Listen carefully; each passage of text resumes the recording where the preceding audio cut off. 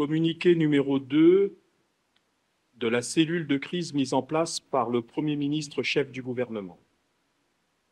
La cellule de crise mise en place sous l'autorité du Premier ministre chef du gouvernement, suite au drame survenu au stade d'Ornano, s'est de nouveau réunie 2 fois ce jour à 13 h puis à 18 h. Les victimes de ce drame ont été prises en charge au sein des formations sanitaires suivantes: le Centre hospitalier universitaire de Brazzaville, CHU, l'Hôpital central des armées et l'hôpital de référence de Talangan.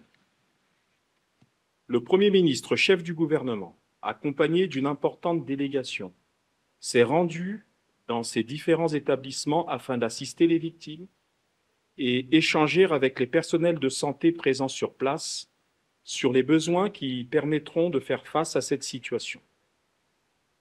Il ressort des éléments portés à la connaissance de la cellule de crise que le bilan des victimes est révisé et détaillé ainsi qu'il suit.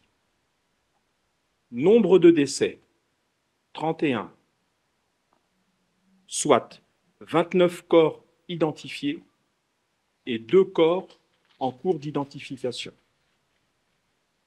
Nombre de blessés, 145 blessés,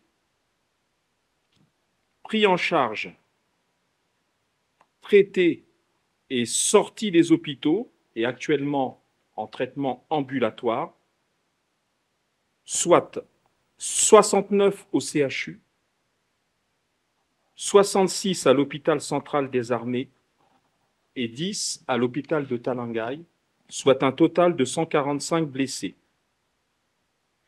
15 blessés sont toujours en observation et pris en charge, soit 11 au CHU, 1 à l'hôpital central des armées et 3 à l'hôpital de Talangai.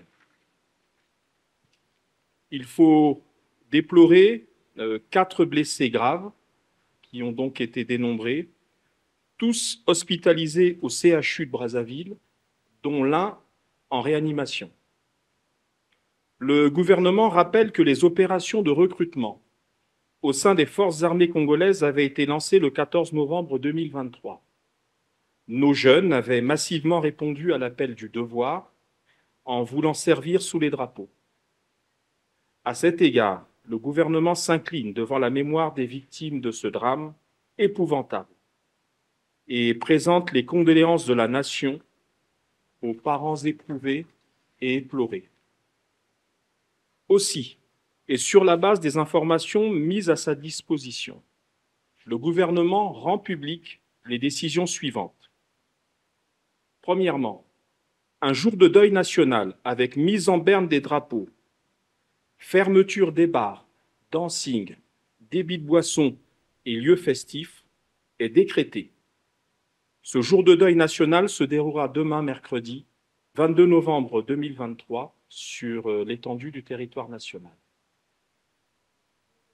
Deuxièmement, le recrutement en faveur des forces armées congolaises est suspendu jusqu'à nouvel ordre sur l'étendue de la ville de Brazzaville. Il se poursuivra normalement sur le reste du territoire national.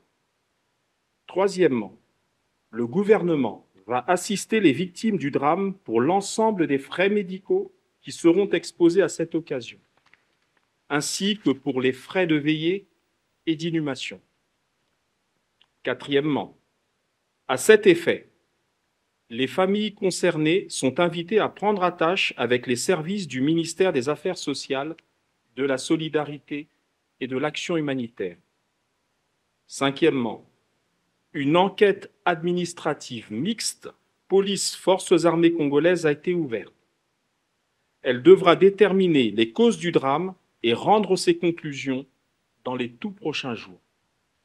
Sixièmement, une enquête judiciaire a été ouverte. Elle a été confiée à Monsieur le procureur de la République. Cette enquête doit mettre en œuvre les diligences nécessaires à la manifestation de la vérité dans la survenance et le déroulement de ce drame. Le gouvernement tiendra l'opinion informée des différentes conclusions qui découleront des éléments qui seront portés à sa connaissance au fur et à mesure des investigations en cours faites à Brazzaville le 21 novembre 2023 pour la cellule de crise, le ministre de la Communication et des Médias, porte-parole du gouvernement.